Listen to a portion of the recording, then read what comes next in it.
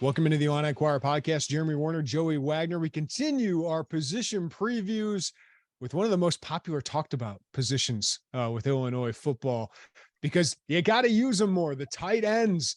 It feels like for a decade, Illinois fans have been talking about using the tight ends more. It was a pretty talented group last year with Daniel Barker, Luke Ford, and Tip Reiman, who really came onto the scene, earned a scholarship, going from walk-on to scholarship in his second season at Illinois. But Daniel Barker is gone, moves on to Michigan State after having 18 receptions over the season for Illinois under Tony Peterson. But Ford returns, Tip Reiman returns, Michael Marquez back for a sixth season. Joey Wagner, I just want to get into the questions right away with tight ends. Barry Loney Jr. comes in. He's a former tight ends coach under Brett Bielema. He's used the tight ends at Arkansas, developed 3 tight end draft picks at Arkansas, and he did use them a decent amount at UTSA. But will the tight end be used more and featured more in the Barry Loney offense? Dude, we ask the same question every offseason. Every offseason, it's the same thing. And it got louder when Luke Ford got here because he's Luke Ford and he's a 5-star from the state and he was at Georgia. Yeah, I think it has to.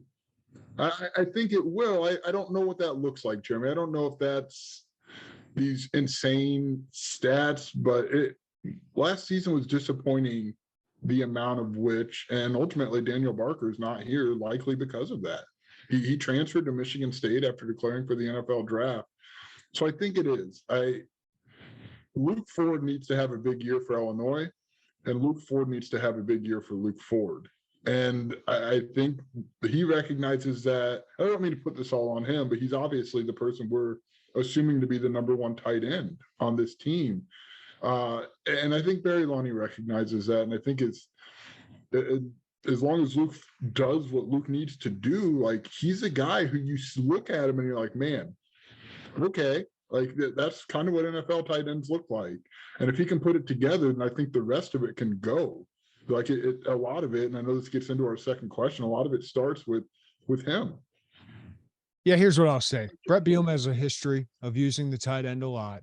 He's had 7 NFL draft picks at the position. His 13 years as head coach. It's a pretty good development track record. And I will say, Tony Peterson used tight ends a lot. They had 7 touchdown receptions last year, which is the most since Lovie Smith was the head coach. And they were on the field a lot. Like Luke Ford had 600 snaps last year. Daniel Barker had about 400, Tip Reiman 200. There were 2 tight ends on the field most of the time. So tight ends are a big part of the offense. Now, receptions-wise, I thought it was underwhelming. All right, 38 receptions, 389 yards. Of course, all the passing numbers were really, really underwhelming under Tony Peterson, which is why he's no longer employed by Illinois. But I thought it was negligence not to get Daniel Barker more involved. He needed more touches. 18 receptions, Joey, for 202 yards and 4 touchdowns.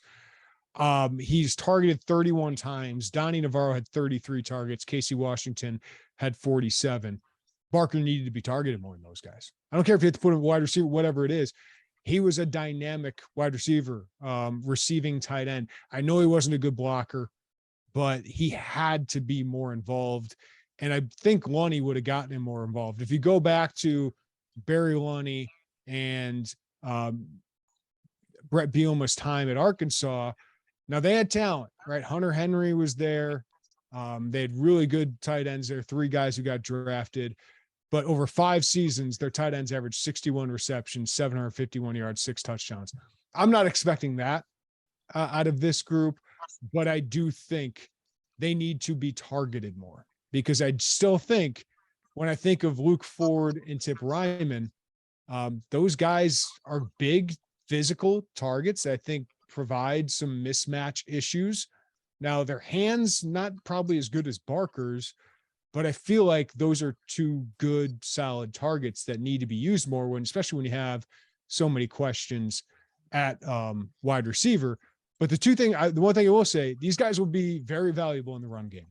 Tip Reiman and Luke Ford are very, very good blockers. So while we don't consider use the tight end more, we're talking about receptions.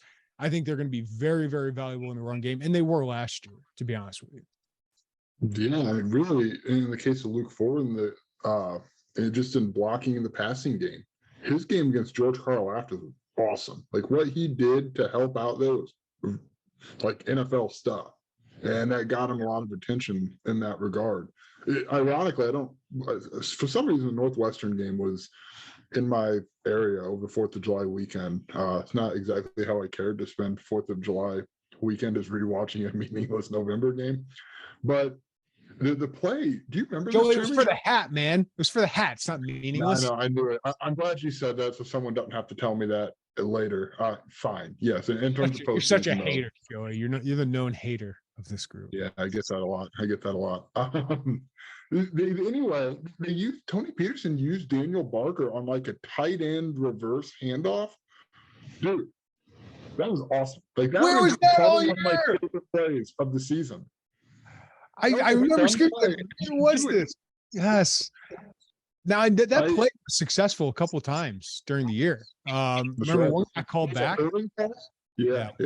I called back. I think it was Palcho at the time, but it was like you got to force feed that guy the ball. He's dynamic. He's one of your only playmakers, and they just didn't give him the ball enough.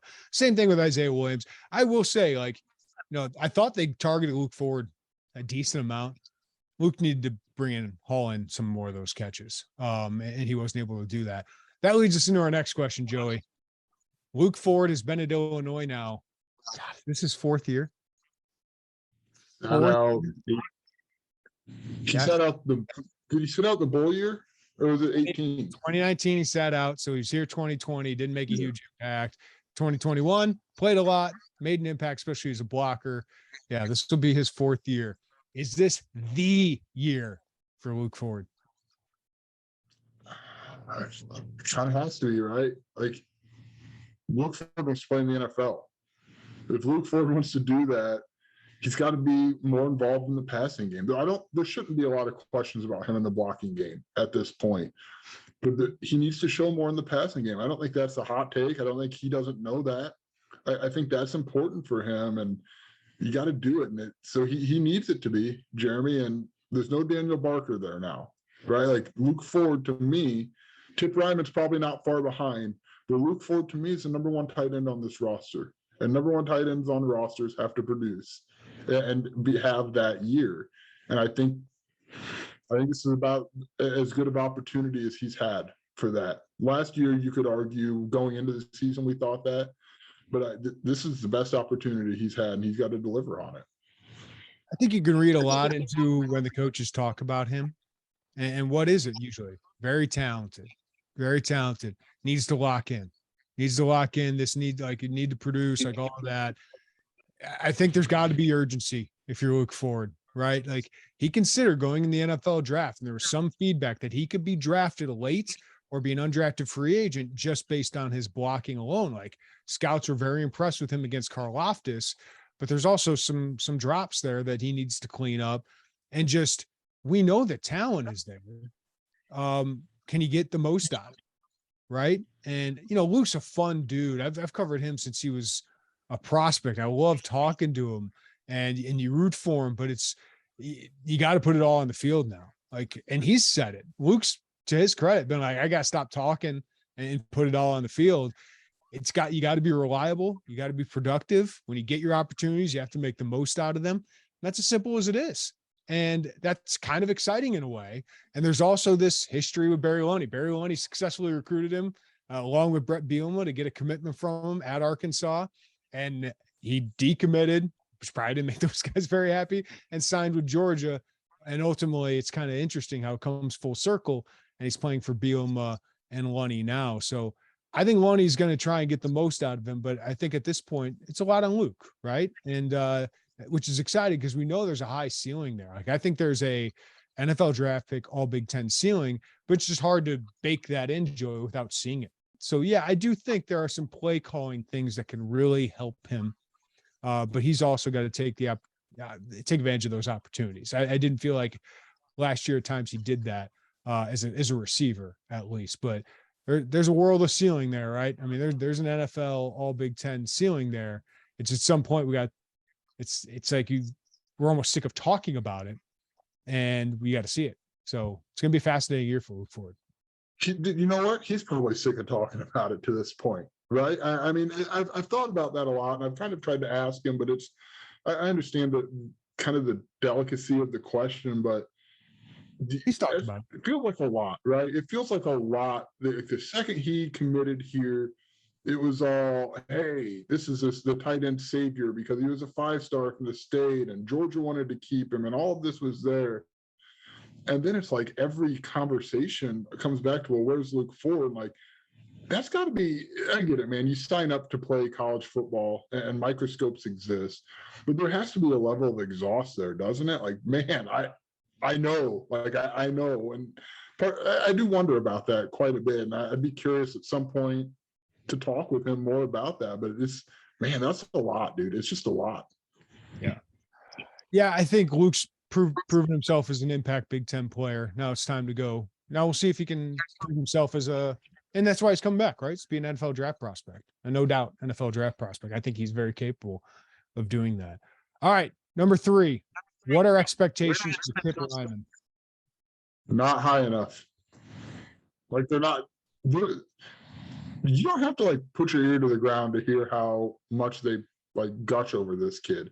There's a lot of Luke Ford physical like traits. Like, if you had them both in the helmet, you probably know which one was Luke, but like it wouldn't be that big of a discrepancy. Like, this dude just earned everything here, and they love him. Like, they absolutely love Tip Reiman and what he's kind of developed into physically as a tight end.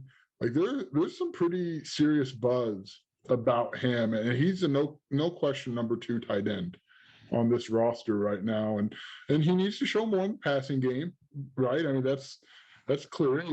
The catch at Minnesota is the one that sticks out. I know he didn't have just one catch. I could probably pull up the stats. At any rate, how many? 3 catches. Yes, that's the next step for him. It is probably being more involved in the passing game, but man, they are in on him.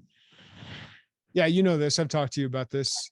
My hot take is my potential. If I wanted to go like bold takes, bold predictions, I don't know if I'd predict this. Just like on the surface, like, yes, this is going to happen in real life. But if I was asked to do a bold take, it's that Tip Reiman could finish with more catches than Luke Ford.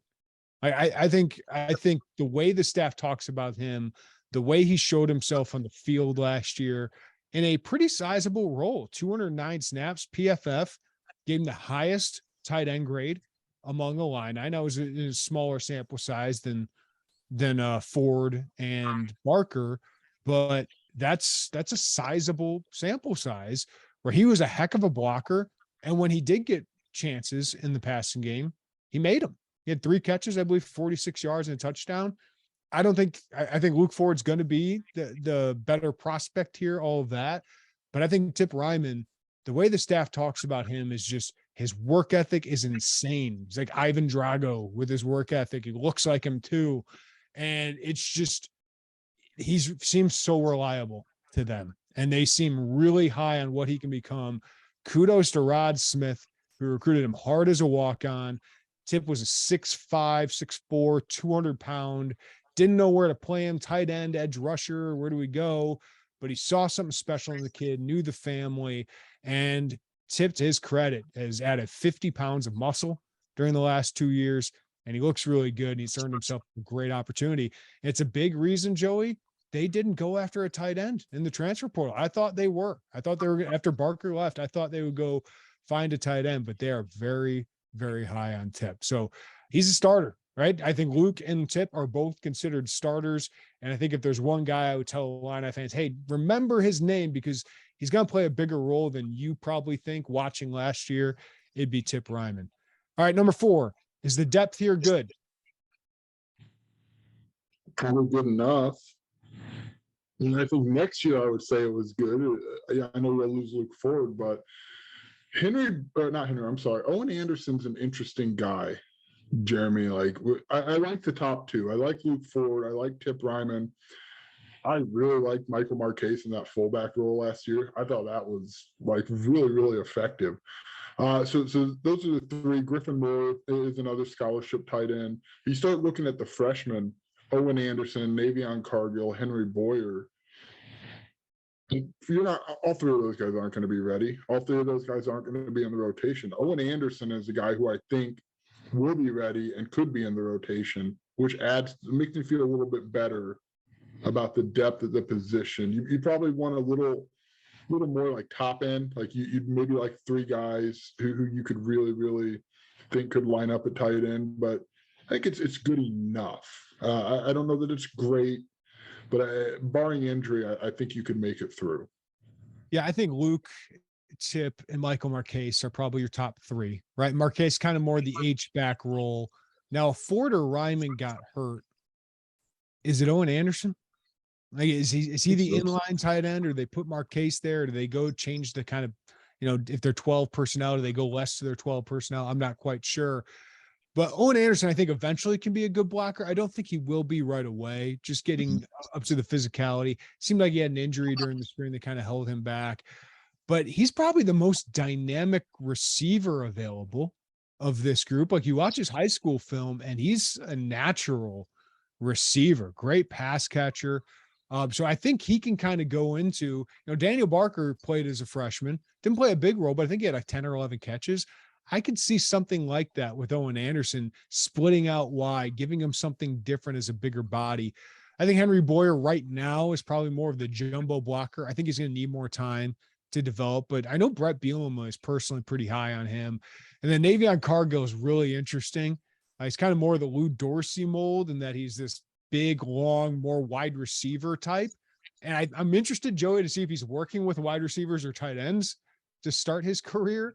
But I think eventually he could be really intriguing. So that kind of goes into my next question. What are your expectations of these top three freshmen long-term? Long-term, I like the mix. Like, I like that, you look at Owen Anderson as kind of, it's funny, this is before Daniel Barker was in the portal. So, we talked more, and like the comparison was, okay, Owen Anderson could be the Daniel Barker receiver type, Henry Boyer, who's going to be a tight end as far as we know. Like that, I understand. You look at him and think he could maybe at one point you think could be a tackle. They like him at tight end. Like that's been which I know some people around Henry like aren't loving that, but that's a credit to him, right? That like he could be. What was the kid's name? It was Edwards, David Edwards that played at Wisconsin, I believe. Was he a quarterback in high school or a tight end? But eventually moved into the offensive line, offensive tackle. Was a great prospect and got drafted in the NFL. Like, Boyer's got some of those traits, but I also thought last fall he really showed himself as a tight end prospect, showed more as a wide receiver. I think he's more of a red zone threat than whole field threat like I think Owen Anderson and Cargill will be. But I do know they're pretty high on what he can do at the tight end position. Yeah, there's not a lot of interest right now. And again, I don't want to project too far down for you. There's not a lot of interest in moving him to the offensive line. They do like him there. That's been made pretty abundantly clear to you and I, Jeremy. So I like the mix. I like the numbers they brought in, bringing in 3 in the 22 class. You understand that maybe Anderson might maybe Boyer might take a little more time. Cargill will likely take more time. And I think some of that shows in how they approach the 23 class. Like, it feels like they're comfortable where they are long term. Obviously, they shot for Deacon Tanielli because that's what you do with the talent like him in the state of Illinois. But then you saw them maybe take someone who's going to a little more time, right? I'm drawing a blank on his name. Nathan Gwynn. Yes, he had a nice camp, but he's somebody you could see like reasonably taking a little more time, and that would tell you they feel pretty good about where they are in that 22 class. So I like what they did in their first high school foray into recruiting at this position. Taniella would have really liked the long term in 23, but I like what they did there in this year's class. Yeah, the one thing I like about this Owen Anderson is actually he was a reclass, was originally a 2021 kid, went a post-grad year at the Hun School where Andy Boo has done a really good job. But Owen's a little older, right? He's a little bit more mature physically, I think development-wise. So I think he's the guy that will make an early impact, but I think Boyer complements him well. Boyer's bigger guy, more physical maybe, Cargill's slippery, more wide receiver athletic. I think it's a great mix. And it'll be interesting to see. Will all of them make a huge impact? I'm not sure, but I think it's a great mix for a position that clearly means a lot to them, right? Like they've moved a lot of guys to tight end. A lot of walk-ons are always at tight end. Now they've already added 3 in the class of 2022, and they had 1 more in the class of 2023. I think this is a solid position group, Joey. Just to sum it all up, I think it can be a really good one. If Luke Ford breaks through, if he has that year, I think this could be a real strength of the Illini. I think it is one of the stronger points of the offense because I'm high on Tip Reiman. I think both of us, I think the staff are pretty high on Tip Reiman. So I think they got 2 pretty good ones, one that can be great this year, and then you got some young talent developing behind them. So I think it's a pretty solid position group for Illinois. Yeah, it's one of the rare groups on this team where you think there's a high floor, but you also can see where the ceiling could get pretty high too, especially if Luke Ford puts it all together. And that is steady, man. When you're a rebuilding program, steady position groups are a big thumbs up. It's something you don't have to worry about week in and week out. There's degrees of which you'll worry, of course, but yeah, I like this group as well, Jeremy. All right, that wraps it up for our skill groups. Tight end's kind of a mix of skill and line play, but coming up in our next one, we'll talk about the big uglies, which are near and dear in my heart on the offensive line where they got a lot of change. But thank you as always for listening to the Illini Inquirer podcast. Give us a follow, rating, review wherever you get your podcasts. Also check us out on YouTube. Just search Illini Inquirer on our YouTube page and follow us there for all our video content as well. But until next time, everybody have a great day. Take care of each other, and we will talk to you next time on the Illini Inquirer podcast.